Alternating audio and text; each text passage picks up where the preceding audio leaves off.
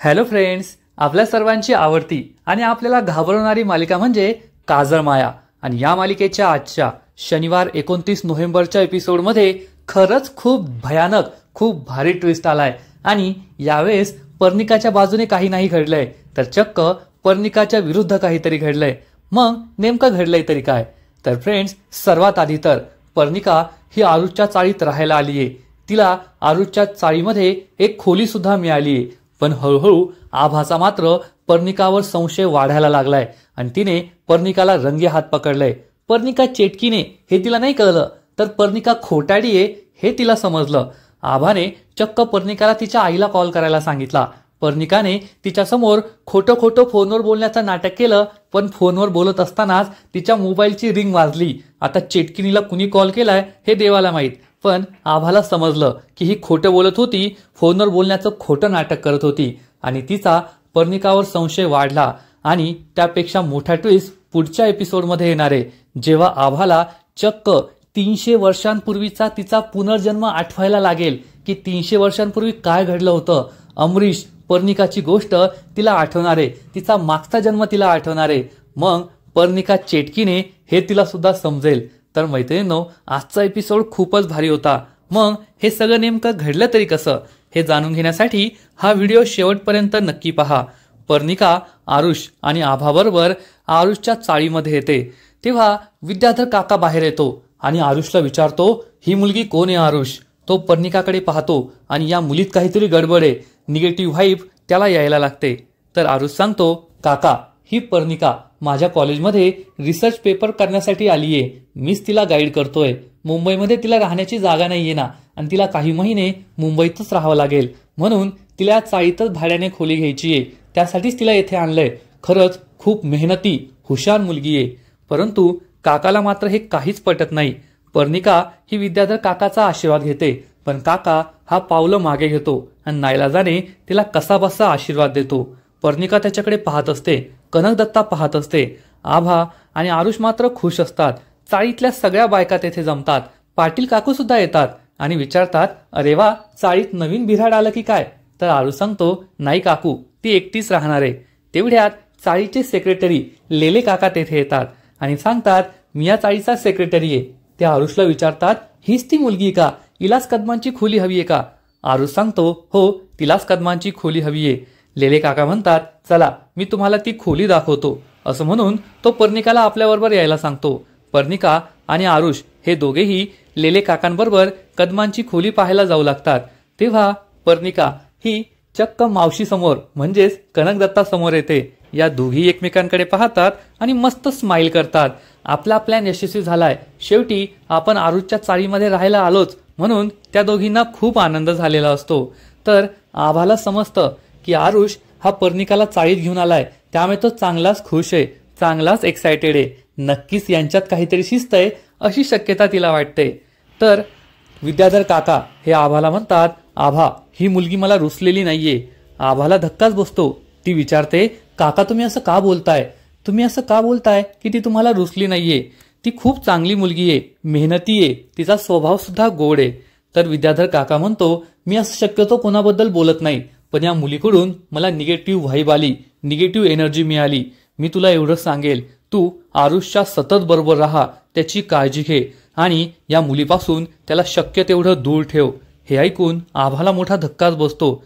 काका तेथून निघून जातो. आभा काकाच्याच बोलण्याचा विचार करत असते. तर उर्वी ही तिच्याजवळ येते आणि म्हणते, आभा दादा तुझा बेस्ट फ्रेंड आहे, पण आता हवा बदलतीये बरं का. दादा त्या पर्णिका बरोबर निघून गेलाय, तू त्याच्याकडे बारीक लक्ष ठेव. आभाला सुद्धा ही गोष्ट पटते. तर इकडे लेले काका पर्णिका आणि आरुषला कदमांची खोली दाखवतात. या खोलीमध्ये खूप धूळ असते. लेले काका सांगतात, कदम खूप दिवसांपासून येथे राहत नाही ना, म्हणून धूळ आहे, आणि आता तुम्हालाच ती साफ करावी लागणार आहे. हा हॉल आहे, मागे किचन आहे, एवढीच खोली, संपलं सगळं. आता तुम्ही एकट्याचे ना, मग तुम्हाला राहता येईल. तसं तर आमच्या इथे चाळीत असं बॅचलर मुला मुलींना नाही ठेवत, पण तुम्ही आता आरुषच्या ओळखीने आलाय ना, मग काही हरकत नाहीये. आता आपण भाड्याचं बोलून घेऊया. असं म्हणून कदम काका चक्क 14,000 भाडं सांगतात आणि म्हणतात, 14,000 तो म्हणत होता, पण मी त्याला 12,000वर हा म्हटलंय. 12,000 तुला परवडेल ना? पर्णिका खुश होऊन म्हणते, हो चालेल ना. तसंही पर्णिकाला कोठे खरोखरचे 12,000 द्यायचेत. ती तर चेटकीने हवेत हात फिरवेल आणि पैसे उभे करेल. ती हो म्हणते, पण हे लगेच आभा ऐकते आणि विचारते, पर्णिका खरंच तुला परवडणार आहे एवढं भाडं?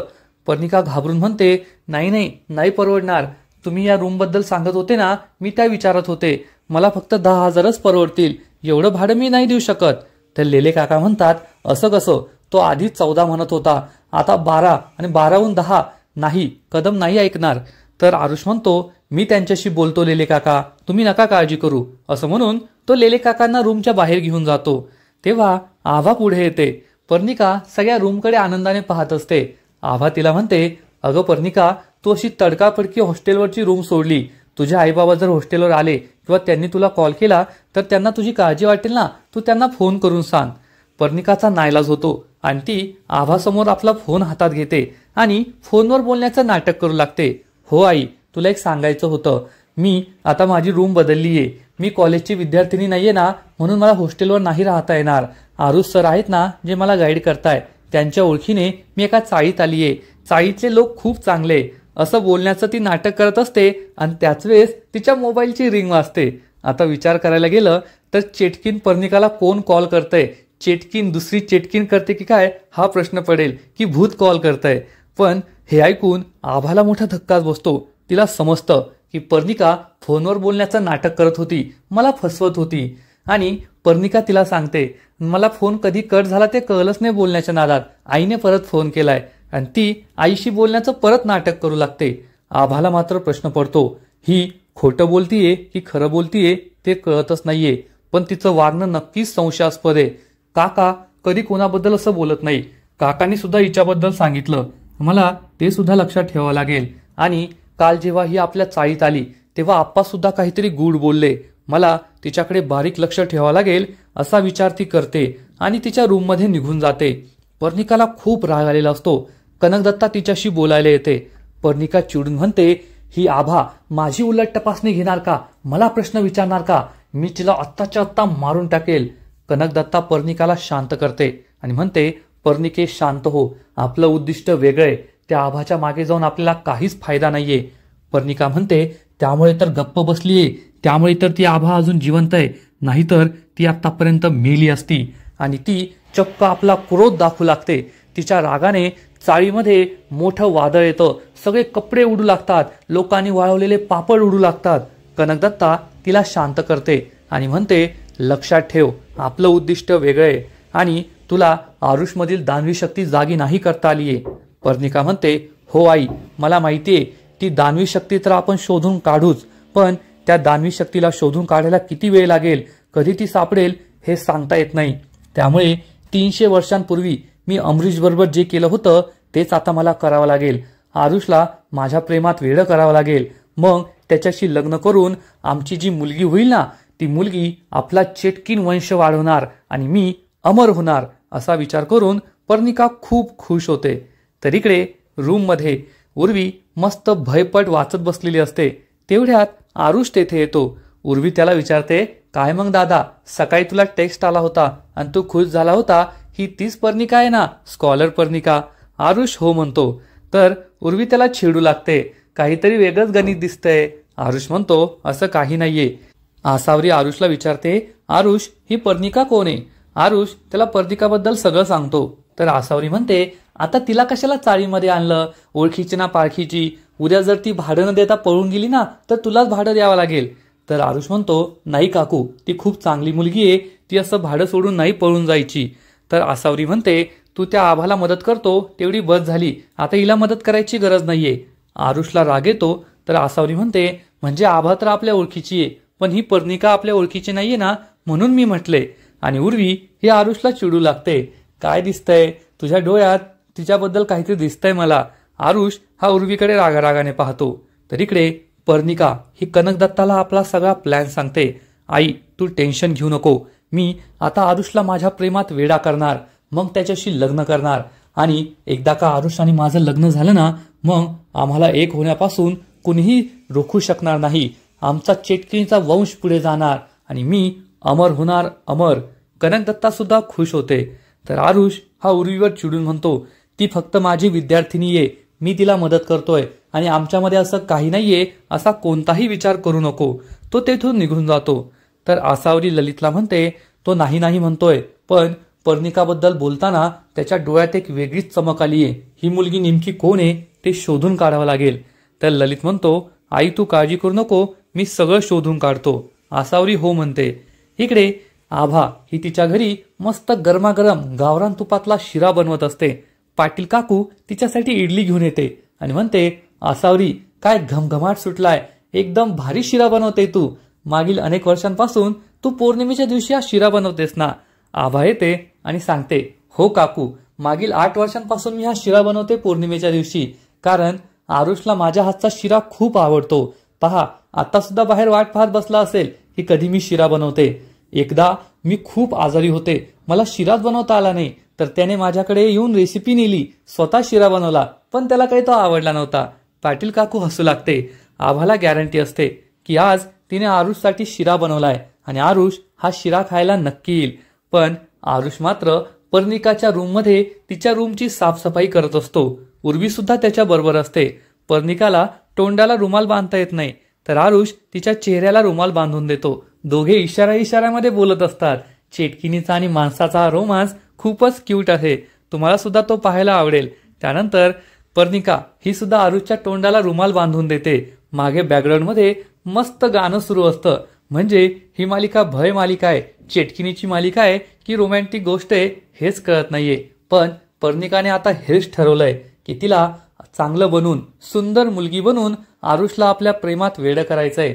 आरुष तिच्या प्रेमात वेडा झाला मगच त्यांचं लग्न होईल आणि लग्न झालं मगच त्यांना बाळ होईल आणि चेटकिनीचा वंश पुढे जाईल. आणि आता आरुषमधील दानवी शक्ती त्याच्यामध्ये नसल्यामुळे पर्णिकाला हाच मार्ग अवलंबावा लागणार आहे. पर्णिकाला आरुषला आपल्या प्रेमात वेडं करावं लागणार आहे आणि आरुष तर तिला पाहूनच वेडा झालाय आणि आता जी काही चांगलं खोटं वागण्यासाठी प्रयत्न करणार आहे, त्यामुळे तो आणखीनच तिच्यावर फिदा होईल एवढं मात्र नक्की. आरुष आणि पर्णिका यांचं एखाद्या हिरो हिरोईन प्रमाणे जे नेहमी घडतं तसंच होईल. आरुषच्या टी शर्टला पर्णिकाच्या हातातील ब्रेसलेट अडकणार आणि हे दोघे पुन्हा एकदा एकमेकांच्या नजरेत हरवून जाणार. आरुष हा पर्णिकाकडे एकटक पाहत राहील आणि पाहता पाहता तो खाली पडणार आणि उर्वी पर्णिका त्याच्यावर ढसाढसा हसू लागतील. म्हणजे एकूणच आरुष आणि पर्णिका या दोघांचा रोमांस जोरात सुरू आहे आणि हा रोमांस पाहायला मजाही येते आणि भीती सुद्धा वाटतीये. तर मैत्रिणींनो, आजचा एपिसोड खरंच खूप भारी होता. पर्णिकाचं एक वेगळंच रूप आपल्याला पाहायला मिळालंय. आरुष आणि पर्णिकाचा रोमांस आपल्याला पाहायला मिळतोय आणि पुढील अनेक दिवस तो सुरू राहणार एवढं मात्र नक्की. पण आता त्यापेक्षा मोठा ट्विस्ट या मालिकेत येणार आहे, कारण पुढील एपिसोडमध्ये आपण पाहू की आप्पा हे आभाला जाणीव करून देतील की आता हवा बदलणार आहे, पौर्णिमेचं चित्र हे बदलणार आहे आणि त्यानंतर आभाला चक्क तिचा मागचा जन्म आठवणार. मागच्या जन्मात अमरीश बरोबर पर्णिका बरोबर तिने काय केलं होतं, मागच्या जन्मात ती शर्वरी होती, हे सगळं तिला आठवणार की तिनेच अमरीश आणि पर्णिका यांचं लग्न होण्यापासून थांबवलं होतं. त्यानंतर चेटकीन पर्णिकाचे हात बांधून तिला दरीत ढकलून दिलं होतं, हे सगळं तिला आठवणार. त्यामुळे आभा खूप घाबरेल. तसंही कोणाला जर इतकं भयानक स्वप्न पडलं, असे भास झाले तर तो घाबरतोच. त्यामुळे आभा सुद्धा खूप घाबरेल, रडू लागेल की हे मला काय होतंय, हे मला काय दिसतंय, मला हे काय आठवतंय. पण आरुष त्या ठिकाणी नसेल, तो पर्णिका बरोबर मस्त कॉफी डेटवर गेलेला असेल. त्यामुळे आभा ही रडू लागेल की नक्की तिला हे काय दिसतंय. तर त्याच वेळेस आप्पा हे शंख वाजवणार आणि म्हणतील की आता खऱ्या युद्धाला सुरुवात झालीये. म्हणजे एकीकडे पर्णिकाने ठरवलंय की आरुषला आता आपल्या प्रेमात पाडायचं आणि त्याच्याशी लग्न करायचं. तर आभाला तिचा मागचा जन्म आठवतोय आणि मागचा जन्म आठवला म्हणजे तिला कळणार की पर्णिका ही चेटकीने आणि ती आरुष बरोबर लग्न करण्यासाठी आलीये, त्याचा जीव घेण्यासाठी आलीये. मग आभाला जेव्हा हे समजेल तेव्हा ती पर्णिका विरुद्ध लढणार आणि पर्णिका ही आरुषच्या पाठीशी उभी राहून त्याच्या पाठीमागे लपून आभावर वार करणार आणि हे युद्ध पाहायला खूपच मजा येईल एवढं मात्र नक्की. तर फ्रेंड्स, तुम्हाला सुद्धा काजरमाया ही मालिका आवडते ना? नक्कीच कमेंट करून सांगा. आणि काजरमाया या मालिकेचे असेच नवीन अपडेट्स सर्वात आधी जाणून घेण्यासाठी व्हिडिओला लाईक करा, शेअर करा, चॅनलला सबस्क्राईब करून बेल आयकॉनवर क्लिक करा. म्हणजे या मालिकेचे नवीन अपडेट्स तुम्हाला सर्वात आधी मिळत राहतील. खूप खूप खूप धन्यवाद.